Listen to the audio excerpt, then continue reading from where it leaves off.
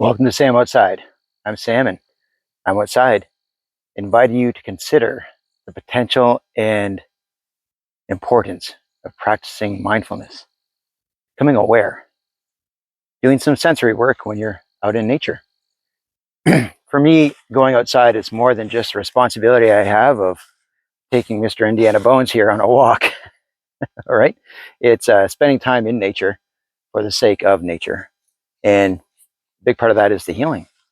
And a big part of that for me, in order to practice nature connection, is to take moments to be still and to do some sensory work. I'll start with some breath work, right? That helps settle my own being into a place where I can become, sort of engaged with my own body, but also engaged with, call it the rhythm of the day or the rhythm of nature. Um, so much of us have moments throughout our workday to be open to the potential of everyday stresses, different opportunities through social interactions and through the pressures of our workday to raise cortisol levels. And whether it's a result of your workday or just your own emotional state and those things that come to mind, the weights and responsibilities that we have, stress can affect us physically. So for me, breath work is one way of doing something physically which will reset my emotional state. So the quickest results for me are to practice some box breathing. All right, so that's taking a moment and just breathing in deeply through the nose, pulling completely through a 4 count, holding it at the top, and then big complete exhalation through the diaphragm, through the stomach, all the way through a 4 count, and at the bottom holding it for another 4. And then repeating that process over and over, all right? And that just helps settle sort of a baseline. And then I'll go through the rest of my senses. And so I'll take a moment and just focus on those things that are creating sound. So I'll just listen. And in this patch of forest, of course, bird song. Right? In and of itself, studies show that songbirds, bring a sense of calm. And we also have some crickets in the background. And we just had some recent rain, so I still hear the wind and the breeze collecting droplets of water. And of course, the breeze does cast more leaves down from the treetops, has its own effect. So focus on those sounds that are closest to me and try and reach out with my ears. Sounds coming further away. Focus on those sounds that draw pleasure. And as I continue to breathe and listen, those deep inhalations through the nose, of course, bring the smells. All right. So with this fresh rain, I am exposed to petrichor. That's the term given to the smell after rain. That's the release of oxalates as part of the bacteria and fungal network in the soil, preparing to receive water through percolation, through absorption. Making space requires opening up and releasing volatile chemicals,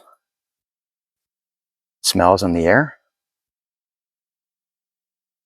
Again, that smell is a comforting one. And there's the smell of decomposition, of course. And then as I continue to use my senses and breathe deeply, listening and smelling, I'll spend some time noticing that there is a lack of constant, consistent green. And so the greens that are left are a little differently striking in contrast to the consistent yellows and golds, oranges, ambers, and reds. And one of the things that my eye is really drawn to are the mosses and the lichens. They seem to be a little more vibrant after the rain. We've got some deep emeralds, something that's just a little richer than I'm seeing in our leaf color. And then of course with the lichens on some of the tree stems, we've got a contrasting mint green. Again, not normally found in our leaf shades of our deciduous trees. And then of course, as my eye wanders and searches for contrast of light and dark and goes through the color spectrum that is our fall season, I'm also drawn to the different contrasts of bark color, texture, shape, structure between the smooth bark of the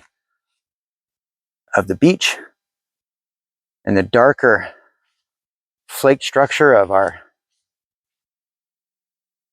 cherry trees, and the gold and bronze of the yellow birch, striking white. Quite a contrast, as you can see there, of our white birch. So being aware, being mindful, and actively practicing some sensory work is at the heart of nature connection. Recognizing all the different forms of the other living things around, how unique they are, how complementary they are to each other, how they make us feel. Because after a long work day, this is the reset that I need. Right? Calm, soothe, refocus, reconnect with myself, for myself, by myself. Yeah, some part of that is reconnecting with the dog who's been alone for his work day, my work day. And I'm looking forward to spending some time near water. Yeah. Water has its own emotion.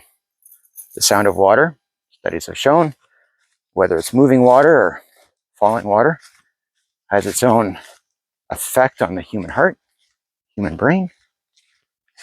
Again, bringing us calm. So, nature heals. It helps if you spend some time outside. It takes about 20 minutes. So studies show that 20 minutes to 30 minutes of exposure to nature has dramatic effects on the reduction of cortisol and the cortisol management of your day thereafter. And you could spend hours outside, but the peak results are within that 20 to 30 minutes. After that, the effects are pretty moot. You've achieved what you need to achieve for your body and its cortisol management after that 20 minutes, 30 minutes. But this 20 minutes to 30 minutes is also regulating my heart rhythm. It's lowering my blood pressure. And yeah, I just happened to spend my 20 minutes on the dog walk walking. It's exercise. Yeah. So I am developing my cardiovascular system. And depending on when I choose to do it, after a meal, greatly improve my digestion, which does affect my insulin resistance, my metabolism, my overall well-being. So many reasons to go outside in nature, practice mindfulness. And after my time of sensory work, I'll complete that process by spending some time actually focusing on how my body is feeling. Right? I'll make an effort to work my way from my feet, through my legs, through my core, my back, up through my shoulders, through my limbs, and really take stock of how my body is feeling as I move through nature. Right? So that is the nature connection, not just the nature connecting with itself for itself, but how my body feels through that process as well. It's a healthy practice. So it does get easier with time. All right. So if there is a potential benefit for finding ways to manage your stress, manage and reset your emotional state, go outside. Try and find 20 minutes. That persistence will help you get it. But doing it as a one-off, you will notice the difference. But if you become consistent creating that habit, life will change, will improve, right? Positive change. And you'll start to see the gains in your overall daily ability to regulate your emotional state. And through consistency in the habit of spending 20 minutes in nature, being mindful, doing some sensory work, you will start to notice other physical effects. Probably in your waistline. Spending time in nature will improve the quality of your sleep. And that will help your body repair,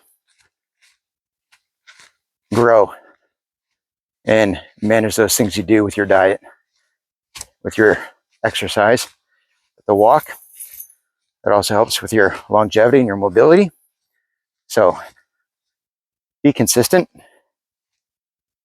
with your habits, and you will see the gains over the weeks and the months and the years, where that becomes part of who you are.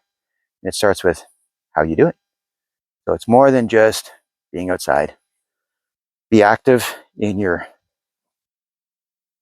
mindfulness, your awareness, and your ability to notice not only what's happening around you, but what's happening with your own body, your own mind, your own heart.